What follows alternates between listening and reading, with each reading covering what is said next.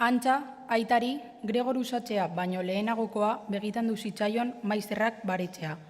Gregorrekin bat ere azaldatuta etzeuden arren, itxuraz biolinarekin baino entretenituago. Aita haiengana oldartu eta besoak zabalduta saiatu zen haiek berengelara eramaten, eta aldi berean bere gorputzaz Gregor biztatik kentzen. Apur bat haserretu ziren, auskalo zergatik. Aitaren jokabideagatik, ala orain arte, etzekitelako Gregor bezalako bizilagun bat izan zutenik.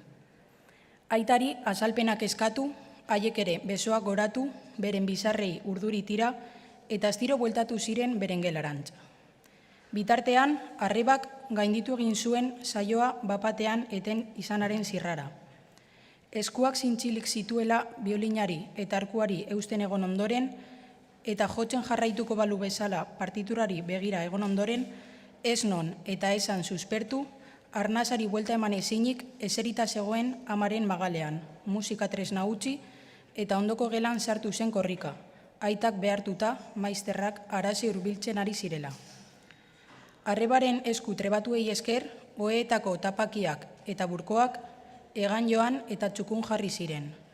Maizterrak gelara heltzerako, arreba kanpoan zen oheak eginda. Aitak, erabat egoskortuta, bazirudien errespetu guztia galdu ziela maizterrei. Bultza eta bultza aritu zitzaien, harik eta gelako atean bertan, erdiko maizterrak oinaz lurra dan baio eta aita geldiarazi zuen arte. Jakin ezazu, esan zuen, eskua goratuz eta begiradarekin amaita arreba ere bilatuz. Etxe eta familia honetako egoera nazkagarriaren aurrean, zirtzart bota zuen txistua lurrera. Berehala noala etxe honetatik. Jakina, ez dut sozik ere ordainduko hemen bizi izan naizen egunen truke, eta benetan diotsut baliteke zure kontrako kalte ordainak eskatzea, oso errazak arrazoitzen.